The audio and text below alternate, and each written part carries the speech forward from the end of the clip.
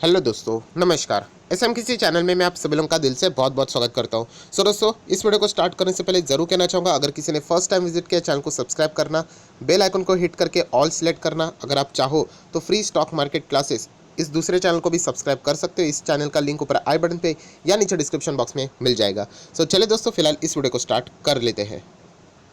दोस्तों, अभी हम लोग आ चुके हैं बिल्कुल हमारे नॉर्मल स्क्रीन के ऊपर। एंड आने वाला हफ्ता बाजार के लिए ये 5 दिन कैसे रहने वाले हैं, कौन सी इंपॉर्टेंट खबरें हैं, इससे रिलेटेड बातचीत हम लोग इस वीडियो में करने वाले हैं। बहुत सारे इंपॉर्टेंट ट्रिगर है जिसके चलते बाजार में हम लोग को हलचलें होती हुई देखने को यहाँ पे मिल सकती है। कौन कौन से पॉइंट्स हैं जिसके ऊपर आप लोगों ने फोकस यहाँ पे रखना चाहिए।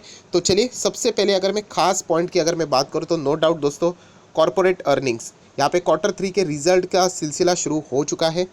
68 कंपनीज आने वाला जो हफ्ता है, लगभग 70 कंपनी बोल लेना, इनके नंबर्स हम लोगों को यहाँ पे रिलीज होते हुए देखने को मिलने वाले हैं। नो डाउट दोस्तों, आप लोगों ने देखा, जो अच्छा काम करेगा उसको तेज़ी दिखाई दे सकती है, जो अच्छा नहीं करेगा या फिर एक्सपेक्टेशन के मुताबिक नहीं चलेगा उस स्टॉक में प्रॉफिट बुकिंग बड़ी गिरावट भी देखने को मिल सकती है। बेस्ट एग्जांपल हम लोगों ने फ्राइडे के दिन ही 11:40 में जेएम ब्रेवरीज के जब रिजल्ट सामने आए तब वो चीज़ देख ली है। लगभग स्टॉक 10.5% इमीडिएटली क्रैश हुआ। तो ऐसा क्यों हुआ? क्योंकि कंपनी के नंबर्स इतने खास नहीं थे, एक्सपेंस इतने बढ़ चुके थे कि कंपनी का प्रॉफिट पिछले क्वार्टर और ईयर ऑन ईयर बेसिस का भी जो प्रॉफिट है वो हम लोग को डाउन देखने को मिला। आने वाले नंबर्स बहुत ही क्रूशल और इंपॉर्टेंट रोल प्ले करने वाले। एंड कुछ इंपॉर्टेंट कंपनीज एंड उनके नंबर्स अगर आप देखना चाहते हो तो इन्फोसिस, टीसीएस, विप्रो, इनके तो नंबर एक ही दिन पे है। ये बहुत ही इंपॉर्टेंट दिन वो तो होने वाले हैं। Then HCL technology, HDFC bank, तो ऐसे कुछ इंपॉर्टेंट कंपनीज के नंबर्स हम लोग को देखने को वाले हैं जो कि निफ्टी 50 में 25% का वेटेज कंट्रीब्यूट करते हैं। इनके नंबर्स अच्छे आना मार्केट के लिए बहुत इंपॉर्टेंट रहेगा। अगर इनके नंबर्स में अगर मतलब एक्सपेक्टेशन के मुताबिक नहीं आते हैं या फिर प्रेशर देखने को मिल जाता है तो इजीली निफ्टी पे आप लोगों को दबाव देखने को मिल सकता है, क्योंकि जैसे मैंने कहा कितना 25% ये कंट्रीब्यूट यहाँ पे करते हैं। एंड ये बोलने के लिए 25% है, बट आप लोगों को पता है कि यहाँ पे एक बहुत बड़ा नाम लिखा है। क्या लिखा है? HDFC bank. देखिए, एचडीएफसी बैंक के जो भी नंबर्स आएंगे वो पूरे सेक्टर को रिप्रेजेंट करते हैं। कौन सा? बैंक की अगर हम लोग बात करें, एंड बैंक की बात करें तो आपको पता है फाइनेंस लगभग 37% कंट्रीब्यूट करते हैं निफ्टी 50 में। तो इनडायरेक्टली अगर मैं बात करूँ, नो डाउट फाइनेंस में आपको बाकी भी एनबीएफसीज, इंश्योरेंस, वो सारी चीज़ें हम लोग को देखने को वहाँ पे मिल जाती है। बट बताने का मकसद क्या है, ये 25% नहीं, इनफैक्ट ये मोर देन 35 to 40% का वेटेज हम लोग को देखने को मिल सकता है। तो आने वाले नंबर्स बहुत ही ज़्यादा क्रूशल रहेंगे। अदर देन निफ्टी 50 बात करें, टाटा मेटालिक्स, लास्ट टाइम के नंबर्स मेरे पास एक्सेल शीट मेंटेन है, मुझे आज भी याद है कि टाटा मेटालिक्स के नंबर बहुत ही ख़राब थे और उसका पनिशमेंट भी उनको मिला था, स्टॉक में बड़ी गिरावट थी। इनफैक्ट पिछले वक्त के जो नंबर्स थे वो इतने ज़्यादा स्ट्रिक्ट थे कि अच्छे नंबर आने के बावजूद भी ओवर एक्सपेक्टेशन के कारण हम लोग को प्रॉफिट बुकिंग देखने को मिल रही थी।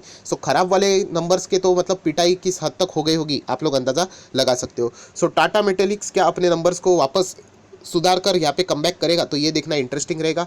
माइंड ट्री, अफलातून नंबर्स थे दोस्तों, पिछले 2 से 3 क्वार्टर ये कंपनियां बहुत अच्छी कर रही है, तो मुझे इस कंपनी से भी बहुत ज़्यादा डिमांड है, मतलब एक्सपेक्टेशन है।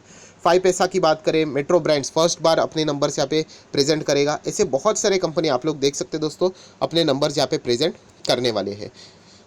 ठीक है, ये तो हम लोग को पता चल गया। नेक्स्ट अगर मैं बात करूँ तो वही आईटी स्टॉक्स के ऊपर खास फोकस रहेगा, क्योंकि आईटी सेक्टर को रिप्रेजेंट करने वाले ही टॉप दिग्गज 3 हाथीज की बात करें, इन्फोसिस, टीसीएस, विप्रो, एक ही दिन पे हम लोगों को यहाँ पे नंबर्स प्रेजेंट करते हुए देखने को यहाँ पे मिलने वाले हैं। पूरा आईटी सेक्टर का भविष्य ही हम लोग को यहाँ पे इस तारीख पे डिपेंड करते हुए देखने को मिलने वाला है, 12 जन। इसीलिए 12 जनवरी बहुत ही इंपॉर्टेंट डेट है, ज़रूर इसको मार्क करके रख लेना। ये जो देखिए एचसीएल टेक्नोलॉजी के नंबर कब है? 14 को है। देन माइंड ट्री की बात करें तो 13 को है। तो ये कोई ज़्यादा मायने नहीं रखेगा, मतलब बताने का मकसद समझो कि 12 तारीख को ही आईटी के दिग्गज के नंबर है, तो वो उसी दिन एडजस्ट हो जाएंगे, जिस तरीके के नंबर आएंगे उसके हिसाब से। हाँ, बाद में वो इंडिविजुअली अच्छा परफॉर्मेंस दिखा दे तो उनका जो परफॉर्मेंस है वो सुधर भी सकता है। नो डाउट आईटी सेक्टर अगर देखा गया तो एक ऐसा सेक्टर जो कि बाजार को कई टाइम से एक सपोर्ट दे रहा है। आईटी सेक्टर का ब्रेक होना बहुत ही ज़्यादा मतलब बाजार के लिए एक टेंशन वाला माहौल क्रिएट कर सकता है। तो देख लेते हैं आईटी सेक्टर क्या ओवर एक्सपेक्टेशन को क्या बाजार के बीट कर पाएगा या नहीं। दोस्तों, नेक्स्ट अगर हम लोग बात करें तो आप लोगों को पता ही है, कोविड ओमाइक्रॉन के खतरे की बात करें, लगातार केसेस जिस हद से बढ़ रहे हैं आप लोगों ने यहाँ पे देखा ही होगा। नो डाउट यहाँ पे जो ग्राफ रहेगा वो बहुत ही हाई लेवल पे देखने को मिल रहा है। अभी तक तो जैसे मैंने आप लोगों को कहा कि इन्फेक्शन के नंबर्स बहुत ज़्यादा है, बट जो सीरियस हम लोग हॉस्पिटलाइजेशन के नंबर्स की बात करें जो डेल्टा के मुकाबले आता था वो उस लेवल तक देखने को नहीं मिल रहा है, तो एक राहत वाली बात ज़रूर है। बट केसेस अगर कुछ हद से ज़्यादा ही बढ़ गए तो फिर दिक्कतें हो सकती है। सो ओमिक्रॉन से रिलेटेड इशू क्या है तो आप लोगों को पता है, फिर रेस्ट्रिक्शंस लगाने पड़ते हैं, लॉकडाउन जैसी स्थिति क्रिएट हो जाती है। कंप्लीट लॉकडाउन अभी तक तो देखने को नहीं मिला है, हाँ, बट पार्शियल लॉकडाउन आप बोल सकते हो, लॉकडाउन जैसे रेस्ट्रिक्शंस बोल सकते हो, ऐसी कुछ चीज़ें हम लोग को ज़रूर देखने को यहाँ पे मिली है, जिसके चलते उन पर्टिकुलर बिजनेसेस के ऊपर वापस हम लोगों को मतलब प्रेशर आते हुए देखने को यहाँ पे मिल रहा है। बट लॉकडाउन से भी डेंजरस अगर कोई बात दोस्तों यहाँ पे देखने को हम लोगों को मिल रही है तो वो आप सभी लोगों को पता है, ऑयल प्राइजेस। मैं ऑलरेडी आप लोगों को इससे रिलेटेड कल के दिन ही पूरा एक वीडियो बनाकर आपको बता चुका था कि ऑयल प्राइजेस में जिस तरीके से जंप हम लोगों को देखने को मिल रही है, कितना लगभग 14% ऑयल के प्राइजेस हम लोगों को मतलब 3 हफ्ते में ही बढ़ते हुए देखने को मिले हैं। पहले जो फ्यूचर्स की अगर मैं बात करूँ ब्रेंट की, तो $71.52 प्रति बैरल हुआ करता था, अभी 81.75 हो गया है। सो आप देख सकते हैं, नो डाउट ये कोई एक दिन में प्राइस नहीं बढ़ता है। अगर हम लोग जिस क्राइसिस की बात करें, कौन सा क्राइसिस, ऑयल प्राइसिंग से रिलेटेड, सो जो कजाकिस्तान में हम लोग को जो प्रोटेस्ट देखने को मिल रहा है एंड जो चीज़ें वहाँ पे चल रही है, रशिया ने तो 3000 उनके जो मिलिट्री ट्रूप्स है वो भी वहाँ पे डिप्लॉय कर दिया along with the other 4 countries. So situation थोड़ी सी वहाँ पे टेंस है, एंड उनका जो मेन ऑयल फील्ड है, राइट, उसके ऊपर भी हम लोगों को मतलब प्रोटेस्टर्स ने जो अटैक यहाँ पे किया, इसके चलते बहुत ज़्यादा डिस्टर्बेंस देखने को मिल रहा है, तो ये कोई अच्छी बात तो है नहीं। सो बाजार को क्या चाहिए, एक रीज़न चाहिए, और मार्केट ऐसा ही चलता है दोस्तों, पॉजिटिव नेगेटिव खबरें इसी तरीके से बाजार यहाँ पे चलता है। सो इसके चलते क्रूड ऑयल के प्राइजेस ऑलरेडी यहाँ पे प्रेशराइज होते हुए देखने को मिल रहे हैं, 71 का 81 तक जाते हुए देखने को मिल रहा है फ्यूचर की बात करें। एंड अगर ऐसा ही चलता रहा तो यहाँ पे 90 का लेवल ज़्यादा दूर नहीं है, ये भी बहुत सारे एनालिसिस ने बताया हुआ है। सो देखना पड़ेगा इस सिचुएशन को कैसे कंट्रोल यहाँ पे किया जाता है। फिलहाल तो अभी तक की अगर हम लोग स्थिति की बात करें तो वैसे ही हम लोग को देखने को नॉर्मली प्रेशराइज वाली सिचुएशन ही देखने को यहाँ पे मिल रही है। एंड मैं ऑलरेडी आप लोगों को बता चुका हूँ इसका लिंक कैसे कनेक्ट होगा यहाँ पे, कि इंडिया जैसी कंट्री, हम लोग ऑयल के इंपोर्टर है। अगर 100 बैरल हम लोगों को लगता है तो उस 100 में से 80 बैरल हमारे इंडिया मतलब बाहर से आते हैं, इंपोर्ट आते हैं, तो क्रूड ऑयल के प्राइसेस अगेन बढ़ेंगे तो हमारे इंपोर्ट बिल बढ़ेगा, तो वापस दिक्कतें यहाँ पे होगी। एंड आप लोगों को पता ही है, क्रूड ऑयल अगर महंगा हो जाता है तो इन्फ्लेशन का खतरा बढ़ जाता है, एंड अगर इन्फ्लेशन महंगाई का अगर खतरा बढ़ जाता है तो इंटरेस्ट रेट हाइक से रिलेटेड बातें अर्ली स्टेज में होने की बातें और भी ज़्यादा जोर पकड़ सकती है, जो कि बाजार के रैली को बिल्कुल भी पसंद नहीं आएगी।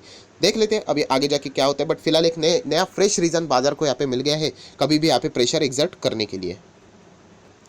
देन दोस्तों अगर नेक्स्ट इंपॉर्टेंट पॉइंट की बात करूँ तो ग्लोबल क्यूज़, मतलब यस, इन्वेस्टर एक और इम्पॉर्टेंट डेटा के ऊपर उन्होंने फोकस रखना चाहिए, एंड वो है अगेन इन्फ्लेशन के numbers from America and as well as China. Yes, ये अभी आने वाले हफ्ते में ही हम लोग को वो देखने को मिलने वाला है। एंड यूएस के बॉन्ड यील्ड को भी फोकस रख लेना, जो 1.51 से 1.76 तक जंप यहाँ पे करते हुए देखने को मिल रहा है। बॉन्ड यील्ड मतलब क्या, इक्विटी के लिए ऑल्टरनेटिव है, इधर पैसा इक्विटी से बॉन्ड में जाता है, बॉन्ड से इक्विटी, ऐसा हम लोग को मेजरली देखने को यहाँ पे मिल जाता है। तो इसीलिए यहाँ पे अगर इन्फ्लेशन का डेटा बहुत ही ज़्यादा हाई आ जाता है यूएसए का, अगर आप लोग बोल सकते हो, तो वापस क्या संकेत मिलता है, यही संकेत मिलता है कि जो फेड ने बोला है कि वो इंटरेस्ट रेट को 3 बार 2022 में हाइक करने वाले, तो ये जल्द से जल्द यहाँ पे हो सकता है।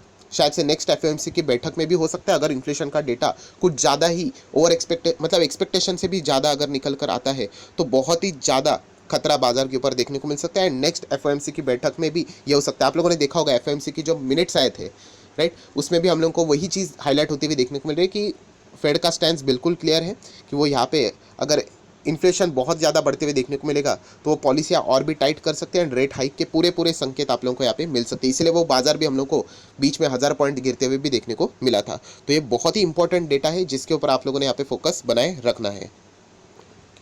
देन दोस्तों लास्ट पॉइंट की बात करें तो इकोनॉमिक डेटा, जो कि हर वक्त हम लोग को देखने को मिल जाता है, जैसे कि सीपीआई इन्फ्लेशन का डेटा फॉर द दिसंबर, वो हम लोग को यहाँ पे आते हुए देखने को मिलेगा। इंडस्ट्रियल आउटपुट, वो भी हम लोग को डेटा रिलीज होते हुए देखने को मिलने वाला है वेडनेसडे की बात करें तो। एंड अगर बाकी अगर हम लोग डेटा की बात करें, जैसे कि फॉरेन एक्सचेंज रिजर्व्स की बात करें, वो भी डेटा यहाँ पे रिलीज़ होते हुए देखने को मिलने वाले हैं। बीओटी की बात करें, बैलेंस ऑफ ट्रेड, ये सारे डेटा हम लोग को इसी हफ्ते देखने को मिलने वाले हैं, इंक्लूडिंग डिपॉजिट, बैंक के डिपॉजिट, लोन ग्रोथ क्या चल रही है यहाँ पे। तो ये सारा ये नॉर्मल डेटा है, इसमें अगर कोई एक्सेप्शनली नंबर सामने आ जाते तो बाजार थोड़ा सा ज़्यादा इंपॉर्टेंस देता है, वरना ये चीज़ें रेगुलर बेसिस के ऊपर चलती रहती है। सो इतने सारे इंपॉर्टेंट ट्रिगर्स है दोस्तों जो कि इस हफ्ते हम लोग को यहाँ पे फेस करने पड़ने वाले हैं, तो बाजार में बहुत ज़्यादा हम लोग को इसके चलते हलचलें देखने को मिलने वाली है। नेक्स्ट अगर हम लोग बात करें, नो डाउट फॉरेन इन्वेस्टर फिलहाल तो नेट बाइंग ही देखने को मिल रहा है। 5 दिन अगर हम लोग यहाँ पे जनवरी की काउंट करें तो 1000 करोड़ तक का नेट बाइंग है। बट बीच में आप लोगों ने देखा होगा, जैसे एफओएमसी के मिनट्स रिलीज़ हुए थे, सो नेक्स्ट दिन हमारे बाजार में भी बहुत ही बड़ी बिकवाली आई थी फॉरेन इन्वेस्टर के थ्रू। सो अगेन देखना है, यहाँ पे एक और इन्फ्लेशन का डेटा भी सामने आने वाला है, तो शायद से फॉरेन इन्वेस्टर वहाँ पे भी अच्छा खासा जोर दिखा सकते हैं। नेक्स्ट बात करें डॉलर टू INR, फिलहाल तो डॉलर वापस कमज़ोर होते हुए देखने को मिल रहा है। अगेन 75 76 तक बहुत ही शार्पली गया था, वापस 74 के करीब आते हुए देखने को मिल रहा है, thanks to the Santa Claus rally. आप लोग चाहो तो ऐसा भी थोड़ा बोल सकते हो, जहाँ पे उनका पार्टिसिपेशन कम होते हुए देखने को मिला था। गोल्ड की बात करें अभी भी उसी रेंज में 49 to 50, जो कि आप लोग यहाँ पे देख सकते हो। एंड क्रूड ऑयल की बात करें तो फिलहाल तो 81 82 के आसपास ब्रेंट, एंड WTI भी सेम रेंज 78 80 के आसपास देखने को मिल रहा है। सो जाते जाते ऑप्शन चेन भी एक बार देख लेंगे, थोड़ा सा बड़ा व्यू ले लेते हैं इस वक्त। 17,500 का हम लोगों को थोड़ा सा लॉन्ग व्यू यहाँ पे देखने को मिल रहा है। आई होप मैं सही बोल रहा हूँ, यहाँ पे एक बार मैं चेक कर लेता हूँ। येस, अगर आप थोड़ा सा लंबा व्यू देखना चाहते हो तो, एंड अगर यहाँ पे भी अगर आप लोग लंबा व्यू देखना चाहते हो 17,500, एंड यहाँ पे लगभग 18,000 से 500 पॉइंट की एक बड़ी रेंज देखने को मिल रही है बाजार की। इसमें हम लोग को बहुत अच्छा खासा खेल खेलते हुए देखने को यहाँ पे मिलने वाला है। सो आशा करता हूँ ये कुछ इंपॉर्टेंट खबरें थी जो कि आप लोगों को यहाँ पे पता होनी चाहिए थी।